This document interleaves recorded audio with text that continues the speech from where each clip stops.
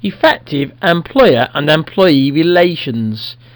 This is the final part of the human resources topic for the BUSS3 exam, and it's one which is fairly straightforward and obvious once you think about it in a logical and coherent manner.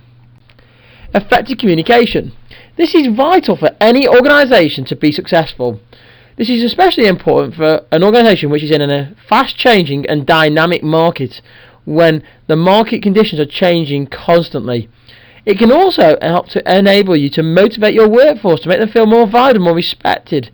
And as a result, this will improve the performance of your workforce and your overall organisation, thus reducing your unit costs and improving your capacity utilisation.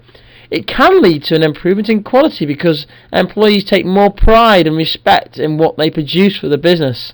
And overall, it creates a more positive and vibrant organisational culture, something which is quite difficult to achieve without spending vast sums of money typically. So something so simple can lead to some massive impacts in your organisation. So how do you go about improving internal communications? Improving internal communications. It's important to think about improving your internal communications. For example, you need to establish the needs of your employees firstly. So, do all employees need access and constant communication within the organisation? So, would you give them all an email account? Now, some would argue that's great because you keep them in a loop and you feed the information down to them, which is great because it gives them a constant feeling and belonging with the organisation. However, others would argue that it's not good to be communicated with 24 hours a day, 365 days a year, and feel more pressure to be constantly delivering within the organisation. Then, of course, you've got to consider about staff training. So how do you train the staff with new communication methods? So, for example, if you've got a latest technology, let's say email, for example, or even text messaging, how do you go about that process of training staff? Some staff will embrace the training and feel that they're getting something out of it and feel more motivated, and they actually start to feel empowered and more responsible because they're given some new resources to tap into. And other staff will actually feel more fearful, and as a result probably going to be more resenting to the change, and that can change the sort of cultural impact in the organisation, and you've got to be careful about. And then, of course, you've got to try and manage the cultural language differences. For example, more in multi-site organisations. So considering issues such as if you're offshoring, how do you tap into the different resources in different locations, and how do you overcome those barriers that exist? So it could be a physical language barrier, it could be maybe a cultural barrier that you're going to overcome. How do you stamp your mark on that organisation and make sure that them barriers don't exist and don't impede on the overall business's success as an organisation?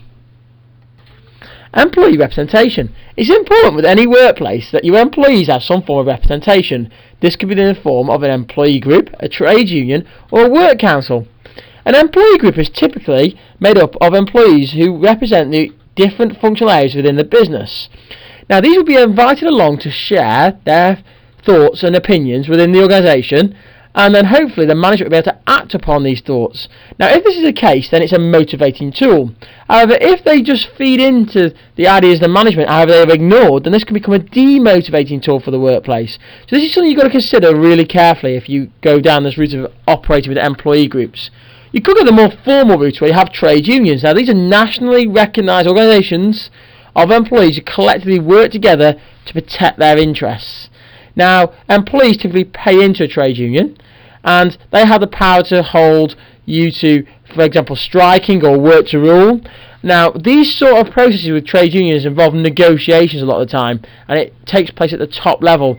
Typically, they look for like wages, for example, an increase in wages or an improvement of working conditions. Or you could have a work council, which is a committee of employers and elected employees who work together and talk together and communicate alongside each other to try and improve the overall impression of the organisation. So what are the advantages and disadvantages of having increased employee relations? Typically, you're going to see managers become less remote, so that appears to be more motivating. Because employees are sharing their opinions, they feel more empowered and they get more responsibility. It tends to improve trust and cooperation between management and employees in the organisation, and it can enable you to gauge the opinion of employees when you're trying to implement some form of change. However, it's time consuming. Typically, managers can start to feel undermined and think, well, what's the point of me being a manager when everybody is getting some form of power in the organisation? And employees may not appreciate the priorities that they've got within the organisation. So how do you avoid and resolve any industrial disputes? They do happen at time to time. This is when employer and employees can't reach an agreement. Well, typically you try to do the discussion, the consultation idea, where you're actually going to try and talk to each other and agree at some point. That could be using an internal form to start with. Alternatively, you may look to use mediation, arbitration using acas. Now, acas can do the consultation stroke mediation approach, where you discuss and then you get agreement when you talk to each other. So both sides, employer and employees, will come together, they will discuss it and they'll agree. Or you could use the arbitration approach if that's not successful. An arbitration is where both parties are going to agree to be bound by the decision. So if ACAS was the arbitrator, they would hear both sides of the argument and then they would form a decision which both sides agree to be bound by. And that is how you would avoid any particular dispute should it arise. You would hope that that would not be the case though, because with good relations you wouldn't get that far down the line.